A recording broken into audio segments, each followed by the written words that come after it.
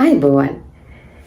සුපුරුදු පරිදි අදත් ඉනග්‍රහ කවුන්සිලින් YouTube නාලිකාවට මගෙත් එක්ක එකතු වෙලා ඉන්න සියලු දෙනාම ඉතාමත් ආදරෙන් මම පිළිගන්නවා.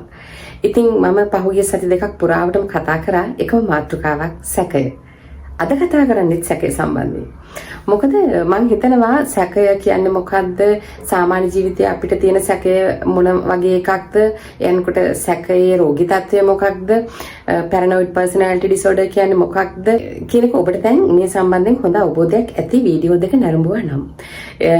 මම හිතනවා වීඩියෝ දෙක නරඹන්න ඇති කියලා. මොකද වීඩියෝ දෙක නරඹපු බොහෝ අය මට අමතලා කියනවා ඇත්තටම අපිත් එක්ක ඉන්නවා මේ කියන රෝග ලක්ෂණ තියෙන අය ගොඩක්. අපි අසුරු කරන අයත් ඉන්නවා. අපි ළඟින් ආශ්‍රය කරන අයත් ඉන්නවා. කොහොමද කියන්නේ මේ රෝග ලක්ෂණ ඔබට තියෙනවා වෛද්‍යවරයෙක් ළඟ වෙන්න යන්න කියලා. අම්මෝ අපිට නම් බෑ ඒක කරන්න. පුළුවන් නම් උදව් කරන්න. මේ රෝග ලක්ෂණ මේගොල්ලන්ට හඳුනා ගන්න, ඒගොල්ලන්ටම හඳුනා ගන්න ක්‍රමයක් තියෙනවද කියලා බලලා පුළුවන් නම් උදව්වක් කරන්න කියලා. ඉතින් ඇත්තටම ඔබෙත් වාසනාව මගෙත් වාසනාව පැරනොයිඩ් පර්සනැලිටි ඩිසෝඩර් කියන තත්ත්වය අඳුනා ගන්න මේ මනෝවිද්‍යාව තුළ ක්‍රමයක් හඳුන්වලා දීලා තියෙනවා. මම ඔබට ඉදිරිපත් කරන්න යන්නේ අද ඒ ක්‍රමයේ එක සෙල්ෆ් ඇසස්මන්ට් එකක් කරගන්න පුළුවන්. එහෙම නැත්නම් ස්වයං තක්සේරුවක් කරගන්න පුළුවන් පැරනොයිඩ් පර්සනැලිටි ඩිසෝඩර් කියන තත්ත්වය. එහෙම නැත්නම් සැකයේ රෝගී තත්ත්වය අපිට තියෙනවද කියන එක හඳුනා ගන්න ක්‍රමවේදයක් ඉදිරිපත් කරන්නම් මම අද. මේක ක්‍රමවේදයක් පමණයි. අපිට කිසිසේත්ම බෑ, හොඳින්ම මතක තියාගන්න ඕනේ මේක, අපිට කිසිසේත්ම බෑ මේ රෝගී තත්ත්වය ඩයග්නෝස් කරන්න. එහෙම නැත්නම් රෝග විනිශ්චයකට එන්න. මොකද රෝග විනිශ්චයකට මේ රෝගය සම්බන්ධයෙන් එන්න පුළුවන් සුදුසුකම්ලත් බලපත්‍රලාභී වෛද්‍යවරයෙකුට, මනෝ වෛද්‍යවරයෙකුට හෝ බලපත්‍රලාභී සයිකොලොජිස්ට් කෙනෙකුට පමණයි. ඉතින් අපිට මේ ක්‍රමවේදය අත්හදා බැලුවා කියලා රෝග විනිශ්චයකට නම් එන්න බෑ. ඒක කොහොමත්ම මම අනුමත කරන්නේ නැහැ. නමුත් මට පුළුවන් ඔබට සහයෝගයක් වෙන්නට ඒ තියෙන සැකය, ඒ හිතේ ඉපදිච්ච සැකය නැති කරගන්නේ කොහොමද කියලා මම අද කියලා දෙන්නම්. මෙතනදී තියෙන්නේ ප්‍රශ්නාවලියකට පිළිතුරු සපයන්න තමයි ඔබට තියෙන්නේ. මම ඉදිරිපත් කරන ප්‍රශ්න කිහිපයක්. ඒ ප්‍රශ්න කිහිපයම අර පහුගිය මම වීඩියෝ වලට සම්බන්ධ කරලා දුන්නේ ආකාරයට ඒකේ තියෙන රෝග ලක්ෂණ සම්බන්ධයෙන්ම තියෙන ප්‍රශ්න ටිකක් තමයි මෙතන තියෙන්නේ. මේ ප්‍රශ්නාවලියට අපි පිළිතුරු සපයනකොට මේ අපිට පුළුවන් පිළිතුරු දෙන්න මේවට මේ විදිහට. ප්‍රශ්න අහපුවාම ඔබගේ පිළිතුර never, එහෙම නැත්නම් කවදාවත්ම තිබිලා නැහැ වෙන්න පුළුවන්. රයාලි ඉඳලා හිටලා තිබිලා තියෙනවා. sometimes සමහර විට තමයි එහෙම තත්ත්වයක් තිබුණේ. often නිතරම තිබුණා. very often හැම තිස්සෙම මේ විදිහට තමයි තියෙන්නේ. ඔන්න ඔය වගේ මම අහන ප්‍රශ්න ටිකට ඔබට ඔය විදිහේ පිළිතුරු ලැබෙනවා නම් අපිට පුළුවන් self assessment එකකට යන්න. මෙම රෝගය සම්බන්ධයෙන් අපිට කොයිතරම් දුරට නැකමක් තියෙනවද කියලා දැනගන්නට.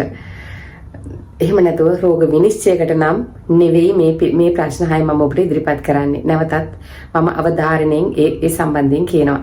නමුත් මේක මනෝවිද්‍යාවේ පිළිගත් ක්‍රමයක්. බොහෝ රෝගීන් ඇසුරු කරලා ඒ අය සම්බන්ධයෙන් පරීක්ෂණ පවත්වලා හදාගත්ත ප්‍රශ්න කීපයක් තමයි මේ ඉදිරිපත් කරලා තියෙන්නේ මේ විදිහට. ඉතින් මේ ප්‍රශ්න කීපය ඉදිරිපත් කරලා ඔබට ලැබෙන උත්තර often, very often වගේ තත්වයක තිබ්බොත් ඔබට තීරණය කරගන්න පුළුවන් ඇත්ත වශයෙන්ම යා යුතුයි වෛද්‍යවරයෙක් හමුවන්න කියන තත්වයට ඔබට එන්න පුළුවන්. මම මේ ප්‍රශ්න කීපය ඔබට ඉදිරිපත් කරන්නම්. ඔබ මම ඉහතින් සඳහන් කරපු විදිහට never, rarely, sometimes, often, very often ඔය විදිහට උත්තර දීලා ඔබම තක්සේරුවක් කරගන්න මම වෛද්‍යවරයෙක් ළඟට යා යුතුද නැද්ද කියන එක සම්බන්ධයෙන්. පළවෙනි ප්‍රශ්නය තමයි ඔබ යම් කෙනෙක් සම්බන්ධයෙන් කවමදාක හෝ සැක උපදවාගෙන තිබෙනවාද? ඔවුන්ගේ චේතනා සම්බන්ධයෙන් හෝ ඔබට සැක ඉපදී තිබෙනවාද? ඉතින් ඔබ දැන් මම අර කියපු පිළිතුරු මේකට ගලපලා බලන්න.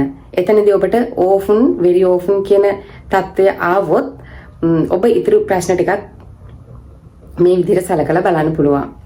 දෙවෙනි ප්‍රශ්නය පැහැදිලි සාක්ෂි නැතුව පවා ඔවුන් ඔබව රවට්ටන්නට එනවාද? ඔබව විනාශ කරන්නට තත් කරනවාද? වැනි සැකයක් ඔබට ඇති වී තිබෙනවාද? දැන් මා කියපු පිළිතුරු මේ සඳහාත් ඔබ සසඳා බලන්න. තුන්වෙනි ප්‍රශ්නය. දීර්ඝ කාලයක් තිස්සේ ඔබ ඇසුරු කරපු අය. එහෙම නැත්නම් ඔබට බොහෝ කාලයක් තිස්සේ ළඟින්ම ඇසුරු කරමින් උදව් උපකාර කළාය. ඊටමත් හිතවත්ව ඇසුරු කළාය. ගැනත් සම්බන්ධෙනුත් ඔබට සැක මතුවෙනවාද? ඇයි මේගොල්ලෝ මේ විදිහට මාත් එක්ක සම්බන්ධකම් පවත්වන්න එන්නේ? ඇයි මෙයා මෙච්චර දීර්ඝ කාලයක් තිස්සේ මාත් එක්ක මේ විදිහට යාළු වෙලා ඉන්නේ? මෙයා හදන්නේ මේ සම්බන්ධතාවය ආයුධයක් කරගෙන, එහෙම නැත්නම් උදව්වක් කරගෙන මාව විනාශ කරන්න තමයි. ඔන්න ඔය වගේ සැකයක් ඔබට මතුවලා තියෙනවද කියලා මේ ප්‍රශ්නේ සම්බන්ධයෙන් තනියම හිතලා බලන්න. ඊළඟ ප්‍රශ්න. කෙනෙක්ව විශ්වාස කරන්නට ඔබ කොහෙත්ම කැමති නැද්ද? කෙනෙකු විශ්වාස කරන්නට ඔබ කොහෙත්ම කැමති නැද්ද කියලා ඔබ තනියම හිතලා තීරණය කළා ඉහත දීපු පිළිතුරු වලින් එකක් තෝරා ගන්න ඔබට පුළුවන්. ඊළඟ ප්‍රශ්නය අපි බලමු. කතා බහක් අතරතුරදී ඔවුන් කියන කතාව ඔබට තර්ජනයක්සේ හැඟෙනවාද? එහෙම නැත්නම් ඔබට කළ අපහාසයක් විදිහට දැනෙනවාද? මේක බලන්න ඔබට හැමතිස්සෙම මේ විදිහට දැනෙනවද? ඉඳලා හිටලා මෙහෙම දැනෙනවද? නිතර දැනෙනවද? සමහර විටද දැනෙන්නේ? කවදාවත් දැනෙන්නේ නැද්ද? එන්නේ වගේ ඔබ මාදී පුත්‍ර සමග සසඳලා බලන්න. ඊළඟ ප්‍රශ්නය. ඔබට යම්කිසි අපහාසයක් කළා කියලා දැනුණ අවස්ථාවක් අපි හිතලා බලමු. එහෙම හිතුණ අවස්ථාවක් සම්බන්ධයෙන් ඔබට යම්කිසි තදබල කෝපයක් ඇති වෙලා තියෙනවද? ඔබේ ප්‍රතිචාරය වෛරී සහගත වුණාද? කෝප සහගත වුණාද? ඊළඟ ප්‍රශ්නය. ඔබ දිගින් දිගටම අන් අය සමග අමනාපකම් පවත්වාගෙන යනවාද?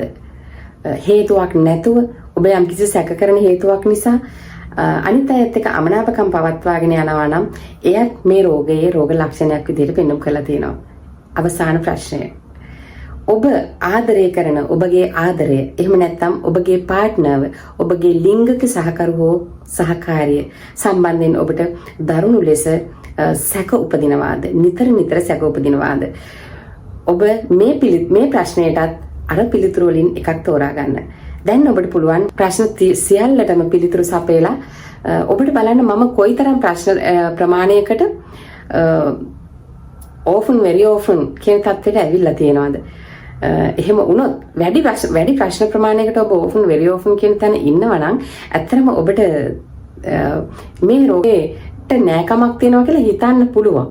ඉතින් ඒ නිසා ඔබට පුළුවන් මම වෛද්‍යවරයෙක් ළඟට යා යුතුව පවතිනවා කියන ඇසස්මන්ට් එක ගන්න.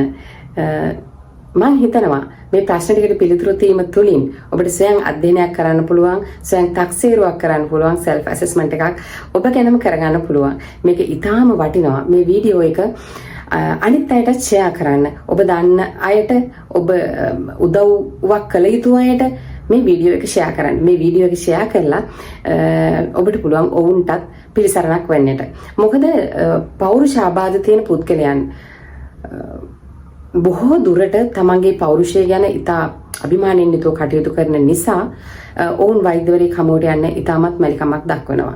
ඔවුන් සම්බන්ධයෙන් ඇති ප්‍රශ්න වෙන කෙනෙකුට කියන්නත් ඉතාමත් මැලිකමක් දක්වනවා. චිකිත්සාවට යන්න කොහෙත්ම කැමති නෑ. උපදේශන ගන්න කොහෙත්ම කැමති නෑ. ඉතින් ඒ නිසා අපි උදව් කළ යුතුව පවතිනවා මෙවන් රෝගීන්ට. මම හිතනවා මේ වීඩියෝ එක ලොකුම උපකාරයක් වෙයි. ඔබ සියලු දෙනාටම මේ ඇසස්මන්ට් එක කරලා බලන්න. අවශ්‍ය අයට ෂෙයා කරන්න. ඉතින් වීඩියෝ වලින් දෙන තොරතුරු ඔබට වැදගත් කියලා හිතෙනවා නම් ලයික් කරන්න, කමෙන්ට් එකක් දාගෙන යන්න, සබ්ස්ක්‍රයිබ් කරලා ඉතිරි වීඩියෝ ඔබට දිගටම නරඹන්නට හැකියාව ලබා ගන්න. ඉතින් ඔබට ස්තුතියි.